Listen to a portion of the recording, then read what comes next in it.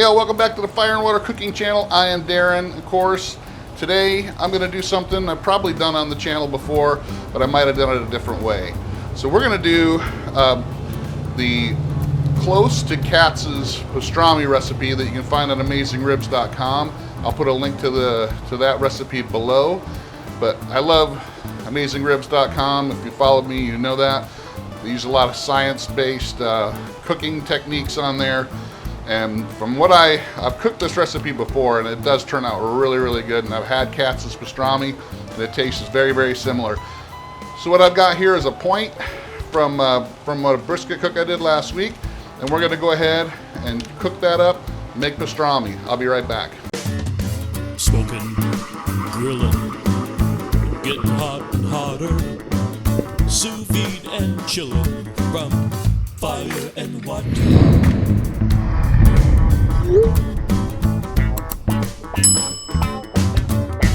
Alright guys, so like I said, this is going to be a nice pastrami cook, really super easy. I've already done the curing process, which I cooked this brisket last week, cooked the flat last week. This was part of a whole packer that I bought, and I just needed the flat last week to do another video and cook.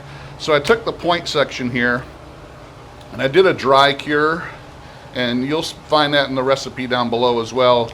You can find a dry pastrami cure or corned beef cure on Amazing Ribs, but I prefer to do a dry cure instead of a wet cure. You can do either one. The wet cure to me is just more messy, takes up a lot more room because you got to have your meat sitting in a whole bunch of water that already has your curing salts in it and all that. But you can do the same thing by using a dry rub, which just means you coat the meat in your cure, stick it in a vacuum bag, and then stick it in your refrigerator and let it cure that way. So that's what I prefer to do. You can do it either one. They're both going to work for you really well. So I just took this out of the refrigerator. It's all cured and ready to go. One of the things I do need to do is make sure I wash off any of the cure seasonings that I have on here before we go ahead and put the pastrami rub on. So it's ready to go. I just need to go take it and wash it off. One of the things I am going to do before I do that is get my fire going. We're going to cook this on the Kamado Joe today. We're only going to put it on the smoker. We're not going to do sous vide. I've done these before where I've used sous vide. I show you how to do the main cook in sous vide and then put it on the smoker. But we're just going to put it on the smoker this time and let it cook that way. And let me get the Kamado Joe set up, ready to go, and then I'll get this washed off. I'll be right back. Alright guys, like I said, I'm using my Kamado Joe Classic 2 today. I'm using Kamado Joe Big Block Lump Charcoal. I'm going to use my grill gun to get that started. And we're using a couple big chunks of pecan for our smoke today. I'll be right back. Okay guys, I am ready to go ahead and put the rub on. My Kamado Joe Classic 2 is getting up to temp. It's almost right up to 250. I just put my turn my vents down so it doesn't get much hotter than that. I got my meat stick, full-size meat stick in here.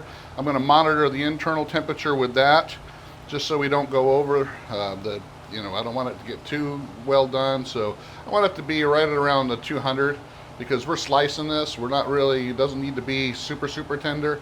So 200 to 204, 205 will be perfect. So I got my pastrami rub here. And again, it's in the recipe below. So check out the link to the AmazingRibs.com for the close to Katz's pastrami recipe, and that's what we're going to do. It's that easy, folks. I washed this all off. You can tell it's kind of gray looking because it's cured. You want to put a good amount of your rub on here, and as you notice, I still have a good amount of fat on here, so that's going to render down and make this. It's got a lot of internal fat too that's going to make it nice and juicy. That's why I like to use the point section for pastrami, because it does make it nice and juicy. And what we're going to do when we finish this off, we're going to put it in our Anova Pro or Anova oven, the Anova oven that's going to have some steam function to it. So okay, that's enough rub on that side, I believe. Maybe I'll put a little bit more on it after I get this side. But you want a good amount, like I said, you want it to coat it pretty good. because the rub and the smoke is what makes pastrami pastrami instead of corned beef. So you want this to cover as much of it as possible. Go ahead and flip it back over and put just a little bit more back on here. And find any spots where it's bare and just stick it on there. And that's it, guys. So now we're going to put it on the smoker, and hopefully in 5 to 6 hours this will be hitting over 200, and we'll take it off and cut it up. I'll be back. Alright guys, it's just a little over 200 degrees on here, which is close enough for me to get this on. And I'm going to go ahead and stick this soon to be pastrami right here in the middle, and a little bit more of that rub, any spots that show up. And that's it. We're going to go ahead and close this up, and we'll check on it once it starts getting close to temp, 165 or so. And I'm going to see if I need to wrap it for it to finish up. All right, I'll see you guys back in a couple hours. Well, all right, guys, less than 6 hours later, we got a nice pastrami there. We're at 250, 255 the whole time. And as you can tell, it's got a really nice crust. I just took it off.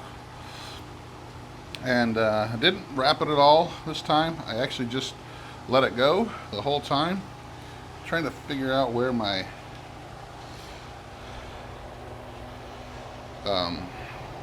grain is running here. It looks like it's going this way, so I might miss it at first here. So I'm going to go ahead and cut it and see.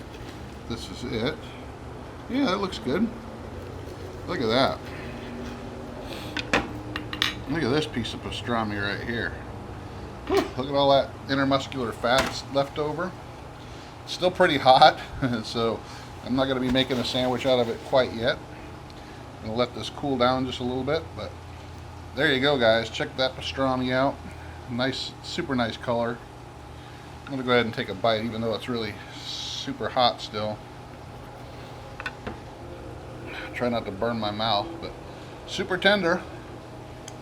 Oh, yeah, really tender, melting in my mouth. That rub is awesome. Well, there you have it, guys. Next time you got a pretty big packer brisket, separate the flat and the point, and take the point and make some nice pastrami out of it. Really just takes 7 days to cure it, and then put a nice rub on it. And go ahead and smoke it for a few hours, and you got a nice pastrami. Check that out. I'll let this cool a little bit more before I finish slicing this bad boy up, but check that out. Check out that marbling on this brisket. This was a prime brisket from Costco. But check out that super nice looking pastrami there. Well, all right, guys, I let that cool down a little bit, finished slicing it up, and I put it in my Anova Precision oven, which has a steam function to it, and I let that steam for another good two or 3 hours, and let some of that fat render down some more, let it tenderize a little bit more, and using a steam oven makes it so you don't lose any moisture of the meat. So check that out, guys. Made some perfect sandwiches after the day after for our family, some big slices of pastrami, and turned out really well. Used Swiss cheese and spicy mustard. So check it out, guys. Make your own pastrami. I'll see you on the next fire and water cooking video.